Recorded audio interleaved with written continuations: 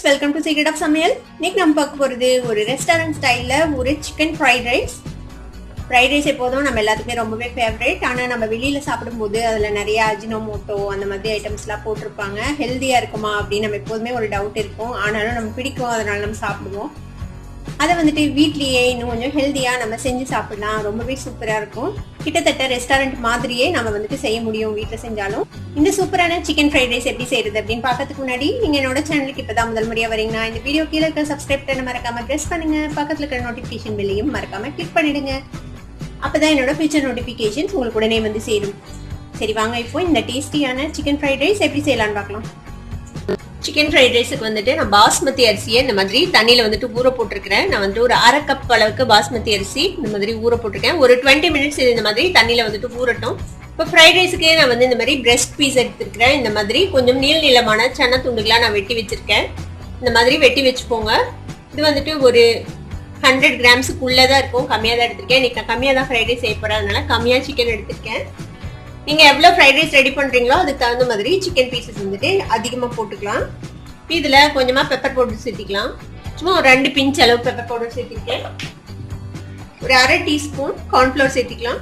சும்மா ஒரு 2-3 டிராப் அளவுக்கு மட்டும் சோயா சாஸ் விட்டுக்கலாம். அதுல இந்த சோயா சாஸ்லயே உப்பு இருக்கும், அதனால நம்ம இதுல உப்பு சேர்த்த வேணாம். நம்ம அப்புறமேட்டு ரைஸுக்கு சேர்த்தும் போது சேர்த்திக்கலாம், அதுவே சரியா இருக்கும். இதை வந்துட்டு இந்த மாதிரி மிக்ஸ் பண்ணி வச்சிருங்க. ரொம்ப நேரம் ஊறணும்னு அவசியம் இல்லை, கொஞ்ச நேரம் இருக்கட்டும். அப்படியே ஒரு 5 மினிட்ஸ் இருந்ததுன்னா போதும்.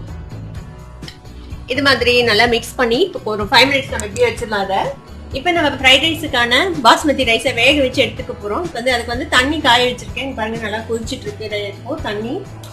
இதுல ஒரு அரை டீஸ்பூன் அளவுக்கு எண்ணெய் விட்டுக்கோங்க. கொஞ்சமா சால்ட் சேர்த்திக்கலாம். இதுல நம்ம ஊற வச்சிருக்கோம்ல இந்த பாஸ்மதி அரிசியை அதுல வந்து தண்ணியை ட்ரெயின் பண்ணிட்டேன். இப்போ இந்த அரிசியை வந்துட்டு இந்த கொதிக்கிற தண்ணியில போட்டுடலாம்.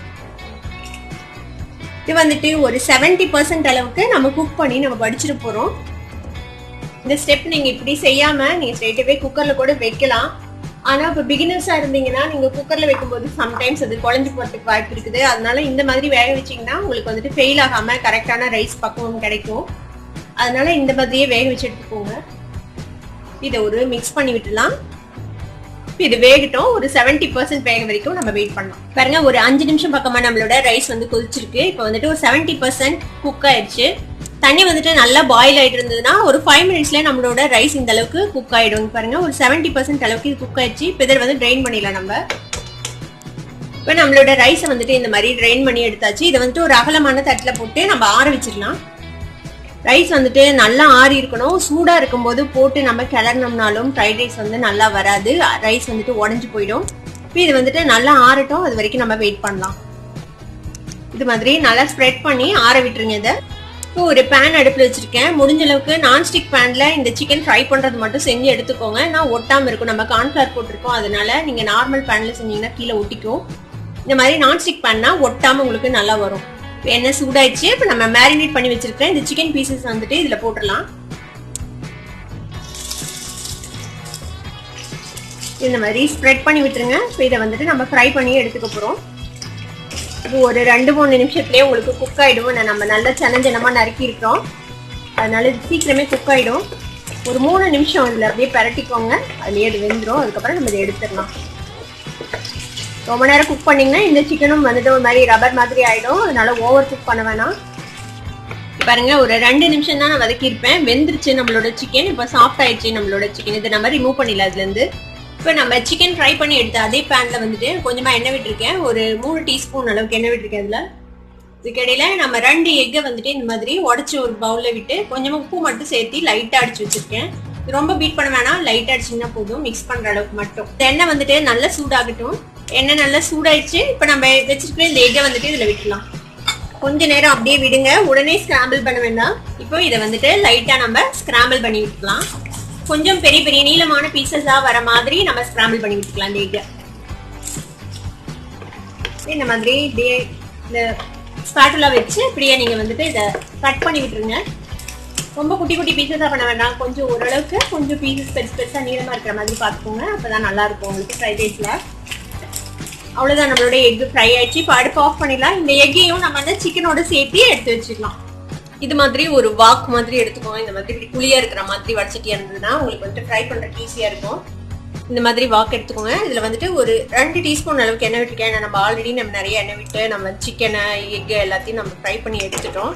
இதுல ரொம்ப கம்மியா தான் எண்ணெய் விட்டுருக்கேன். இது நல்லா சூடாகட்டும். அது சூடாகிறதுக்குள்ள நம்ம என்னென்ன வெஜிடபிள்ஸ் எடுத்து வச்சிருக்கிறோம் அப்படின்னு பாத்துடலாம். இது வந்துட்டு ஸ்ப்ரிங் ஆனியனோட அந்த பல்பு பார்ட், ஒயிட் பார்ட். நான் வெங்காயத்துக்கு பதிலாக அதுதான் கட் பண்ணி வச்சிருக்கேன்.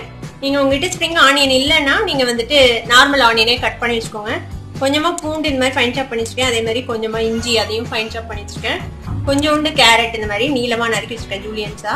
அதே மாதிரி ஒரு 3 பீன்ஸ் இந்த மாதிரி நறுக்கி வச்சிருக்கேன். கொஞ்சமா குடமிளகாய், கொஞ்சம் முட்டைக்கோஸ்.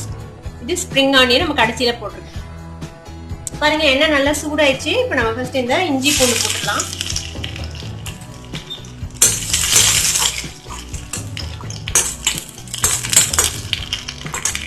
இது கூட இந்த ஆனியன் பல்ப்ஸ் போட்டுடலாம்.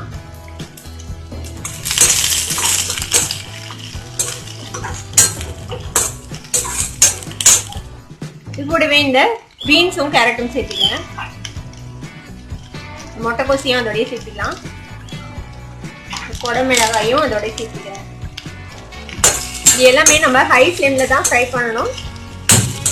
எல்லா வெஜிடபிள்ஸும் லைட்டா ஃப்ரை பண்ண போதும். ஒரு ஃபிளாஷ் ஃப்ரை மாதிரி தான். நல்லா ஹை ஹீட்ல சும்மா ஒரு நிமிஷம் நீங்க வதக்கிங்கன்னா போதும்.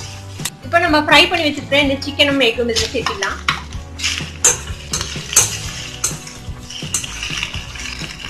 இப்போ நம்ம வடிச்சு வச்ச சாதம் வந்துட்டு நல்லா ஆறிச்சுங்க பாருங்க. நல்லா உதிரியா ஆயிடுச்சு பாருங்க. இந்த மாதிரி நல்லா ஆற வச்ச சாதத்தை நம்ம இதுல சேர்த்திடலாம்.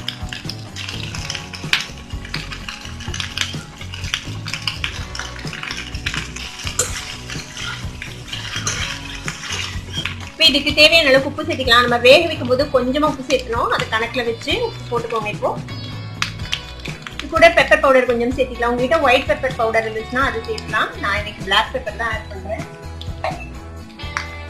உங்களுக்கு வந்துட்டு அஜினோ மோட்டோ சேர்த்ததுல ஒன்றும் பிரச்சனை இல்லை அப்படின்னா நீங்க இப்போ அஜினோ மோட்டோ கூட கொஞ்சமா ஆட் பண்ணலாம். நான் இன்னைக்கு அதை ஆட் பண்ணல.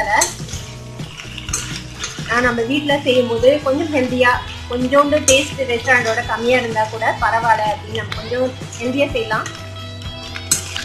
இப்போ இதை நல்லா ஹை ஹீட்ல நல்லா ஃப்ரை பண்ணிடலாம் நம்ம. இப்போ இதுல நம்ம வினிகர் கொஞ்சமா ஆட் பண்ணோம். ஒரு 1/2 டீஸ்பூன் அளவுக்கு வினிகர் எடுத்து வச்சுக்கேன். இந்த வினிகர் இதுல ஆட் பண்ணிடலாம்.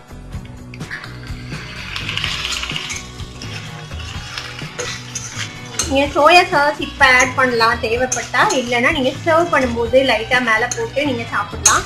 நான் இன்னைக்கு சோயா சாஸ் இதுல ஆட் பண்ணல. இந்த மாதிரி கலர் வந்துட்டு இந்த மாதிரி இருக்காது. நம்ம சோயா சாஸ் போட்டோம்னா இதோட கலர் வந்துட்டு சேஞ்ச் ஆயிடும். அதனால நான் வந்து சோயா சாஸ் ஆட் பண்ணல. இப்போ ஃப்ளேமை நல்லா ஹைல வச்சு நல்லா வந்துட்டு இந்த ரைஸ் நல்லா சூடாகணும், நல்லா ஃப்ரை ஆகணும். அது வரைக்கும் நம்ம இதை வந்து ஃப்ரை பண்ணிடலாம். இப்போ இதுக்கு மேல நம்ம கட் பண்ணி வச்சிருக்க இந்த ஸ்ப்ரிங் ஆனியன் கிரீன்ஸ் இருக்குல்ல அதை வந்துட்டு போட்டுடலாம். ஸ்ப்ரிங் ஆனியன் ஆட் பண்ணா ஒரு நல்ல ஒரு ஃப்ளேவர் இருக்கும் ஃப்ரைட் ரைஸ்ல. இதையும் ஒரே ஒரு மிக்ஸ் பண்ணி நம்ம ஆஃப் பண்ணிடலாம் அடுப்பை. நம்மளோட ஃப்ரைட் ரைஸ் ரெடி. அவ்வளோதான், நம்மளோட சூப்பரான ஃப்ரைட் ரைஸ் ரெடி ஆயிடுச்சு. அடுப்பை ஆஃப் பண்ணிடலாம். இந்த சிக்கன் ஃப்ரைட் ரைஸை இதே மாதிரி நீங்களும் ட்ரை பண்ணி பார்த்துட்டு எப்படி இருந்தது அப்படின்னு எனக்கு கமெண்ட்ஸில் ஃபீட்பேக் கொடுங்க. இந்த வீடியோ உங்களுக்கு பிடிச்சிருந்ததுன்னா சப்ஸ்கிரைப் பண்ணுங்க. பக்கத்தில் இருக்கிற பெல் ஐக்கானை கிளிக் பண்ணுங்க. அப்போ தான் என்னோட நோட்டிஃபிகேஷன்ஸ் உங்களுக்கு வந்து சேரும். லைக் பண்ணுங்க, ஷேர் பண்ணுங்க. தேங்க்யூ ஃபார் வாட்சிங் this video viewers. Bye bye.